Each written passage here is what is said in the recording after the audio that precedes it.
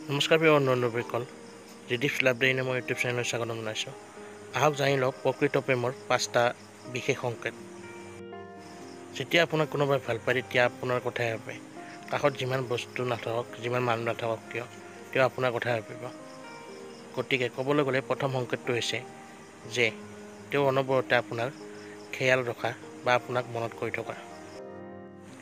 দ্বিতীয়টো হৈছে সুখ দুখৰ অনুভৱ কৰিব পৰা। আপুনি নকলেও আপোনাৰ দুখ বুজি পোৱা, আপোনাৰ হাঁহিৰ মাজতো লুকাই থকা দুখখিনি দেখা পোৱা।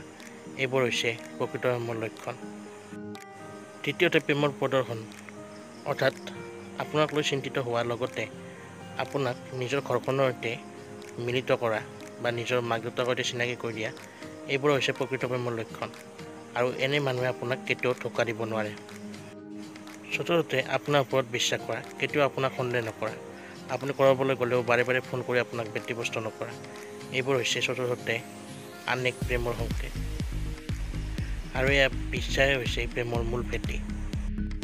পঞ্চমতে তথা অন্তিমতে আপোনাক সদায় সুখী ৰাখিবলৈ যত্ন কৰা।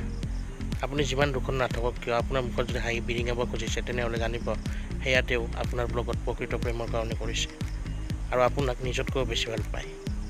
এয়া হৈছে পঞ্চম লক্ষণ। এয়া আছিল প্ৰকৃত প্ৰেমৰ 5টা লক্ষণ বা সংকেত। বন্ধুসকল, যদি ভিডিঅ'টো চাই ভাল পালে লাইক কমেণ্ট শ্বেয়াৰ কৰি দিব আৰু সদায় ধৰণৰ ভিডিঅ' হ'বলৈ আমাৰ চেনেলটো ছাবস্ক্ৰাইব কৰি দিব।